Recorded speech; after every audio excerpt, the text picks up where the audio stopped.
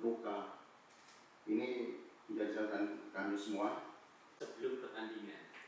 Nah, begitu ada surat, Panpel ini datang ke Polres, Pak. Sependapat untuk mengusulkan ini diatur dalam perkap, bukan PKS.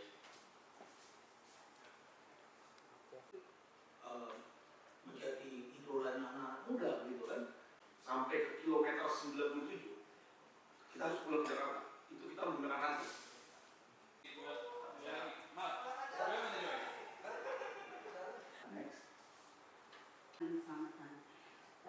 Itu mungkin juga jadi salah satu hal yang harus kita terlihat sekali dengan memang shock dan kami dari Kementerian Karena memang ya artinya banyak hal yang mungkin di luar. Yang kedua, kami juga harus melihat bagaimana kita bandingkan dengan bagaimana kriteria dari bangunan gedung serta Kalau seperti itu ada pemecahan.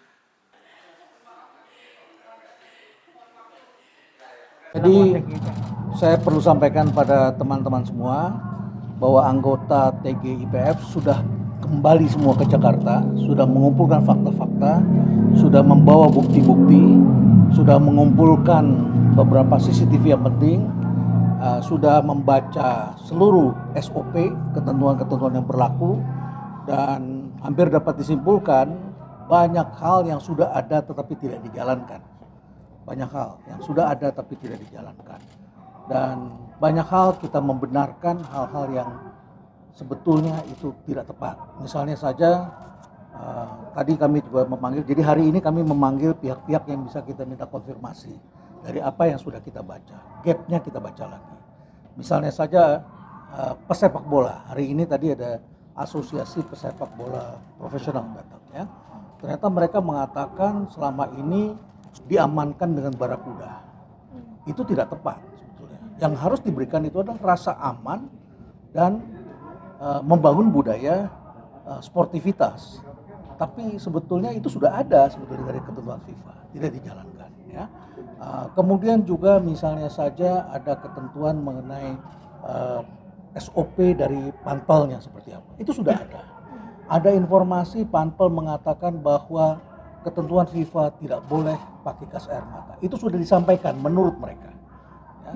Tetapi entah mengapa itu terjadi seperti itu. Ada pintu yang gedungnya itu dibangun. Ini gedung-gedung stadion banyak dibangun menurut tadi kajian teman-teman.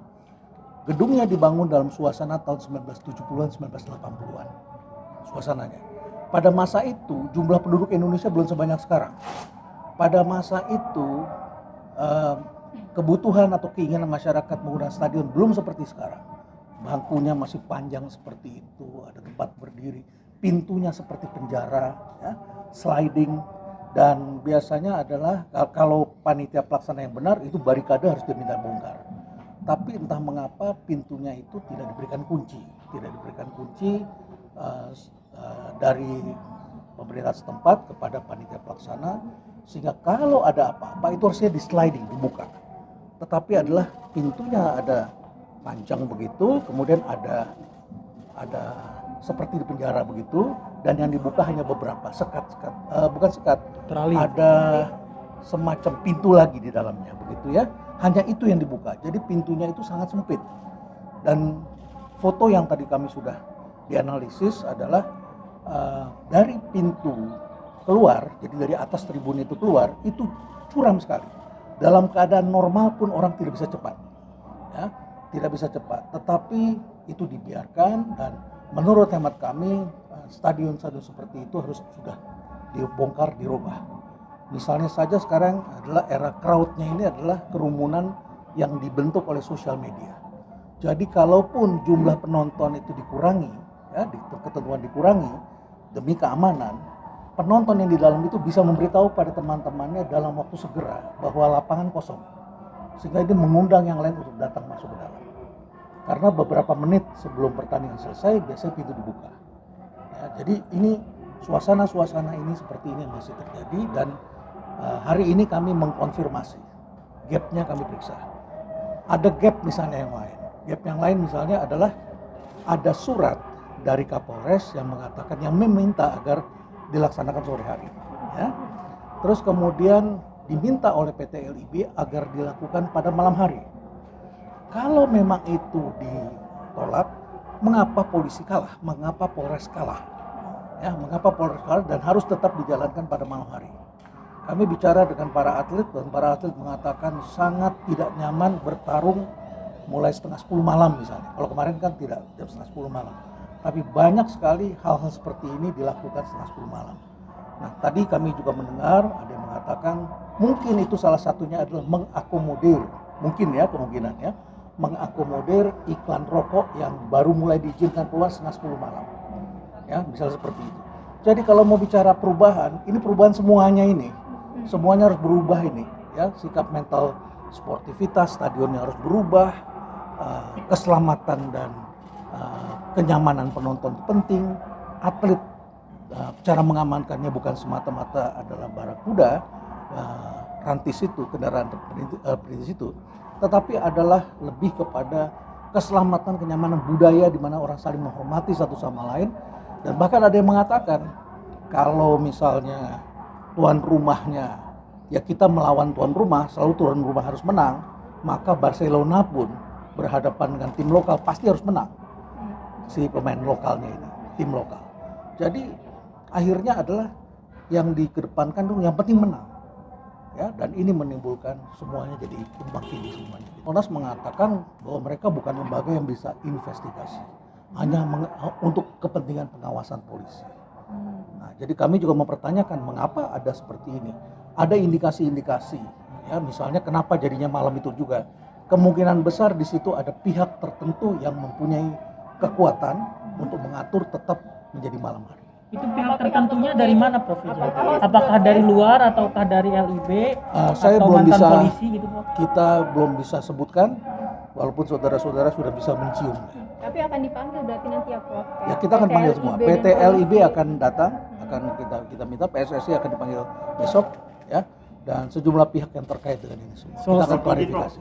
Terkait dengan temuan gas air mata ya, selopong gas air mata, apakah sudah diteliti gitu kan kandungan kimia tersebut, karena korban juga mengalami mata dari hitam menjadi merah gitu. Ya, Dengan betul. polisi juga Betul. kadaluarsa ya, Prof. Betul. Ini sedang dibahas di dalam. Jadi memang ada korban yang hari itu dia pulang tidak merasakan apa-apa, tapi besoknya dimulai dengan hitam. Setelah itu baru kemudian matanya, menurut dokter perlu waktu sebulan untuk kembali normal. Itu pun kalau bisa normal, begitu ya. Dan salah satu kecurigaan kami memang adalah daluarsa, dan itu sudah dibawa ke laboratorium, semuanya diperiksa. Itu adalah penyimpangan, tentu itu adalah pelanggaran. Karena gas air mata itu, ingat ini adalah kalau kepolisian itu adalah sekarang ini namanya bukan military police, bukan polisi yang berbasiskan militer, tapi ini adalah civilian police.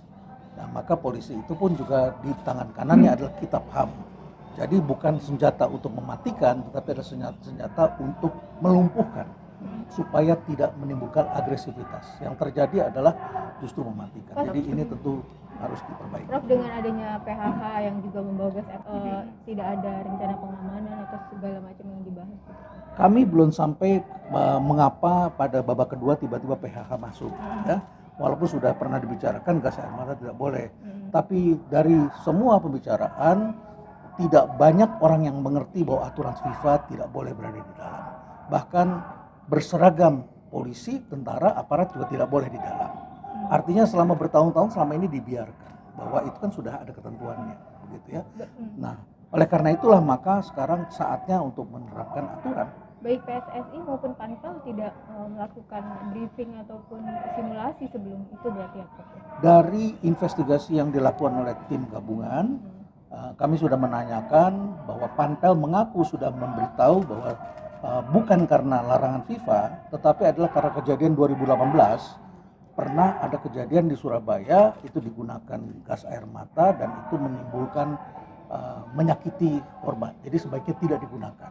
Demikian pula ada salah satu polisi yang sudah dalam rapat diminta pendapat mengatakan jangan menggunakan gas air mata karena itu kejadian 2018. Referensinya 2018, bukan ketentuan FIFA. Jadi besar kemungkinan banyak yang tidak memahami dan tidak ada sosialisasi mengenai ketentuan FIFA. soal stadion itu Prof, soal stadion yang dibuat bernuansa Sebentar, satu persatu. soal stadion yang dibuat bernuansa 1970-an itu apakah itu termasuk Kanjuruhan juga termasuk? Pada waktu itu stadion-stadion dan persepak bola nasional kita itu semangatnya adalah kedaerahan. Ya, jadi Bandung itu namanya Persib, Jakarta Persija, semua kedaerahan. Jadi semangatnya itu bangun. Yang bangun siapa? Yang bangun adalah Pemda. Dananya siapa? Pemda. Kali ini klub harusnya mempunyai lapangan sepak bola sendiri, dikelola. Ya. Tapi sekarang menggunakan stadion miliknya Pemda, yang stadionnya itu multifungsi dan keamanannya ini tidak cukup layak. Beberapa stadion tidak cukup layak. Termasuk Kanjuruhan ya, Prof? Ketika izin, apakah TGPF ini sudah melihat ada pihak-pihak lain yang mestinya juga diproses hukum tapi belum diproses oleh kepolisian? TGIPF tidak hanya fokus pada kasus fisik di Kanjuruhan.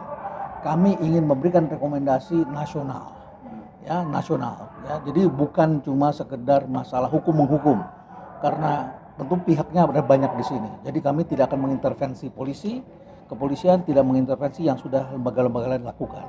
Tapi yang kita ingin lakukan adalah mencari akar masalahnya supaya tidak terulang lagi terjadi di stadion-stadion lain. Karena hampir setiap minggu pertandingan itu digelar, selalu ada korban. Ada yang 1 meninggal, ada yang 2 meninggal, ada yang kecelakaan, ya, tapi tidak pernah yang sebanyak ini. Dan kalau stadionnya seperti ini, kalau cara penanganan seperti ini, korbannya pasti akan muncul lagi dalam jumlah yang sama. Maka perhatian TGIPF ini adalah merubah peradaban, memperbaiki peradaban budaya sepak bola supaya nyaman, aman dan menyenangkan bagi. Prof, salah satu rekomendasinya berarti soal klub mata itu, Prof, kan kita baru tahu siapa pemberi perintah untuk dan sudah diberi sanksi. Namun kita belum tahu di atasnya siapa yang menyuruh PHK masuk itu, apakah sudah? Tadi kami sudah bicarakan berapa level menurut Kompolnas, baru 1 level di atasnya. Itu yang baru saya dengar.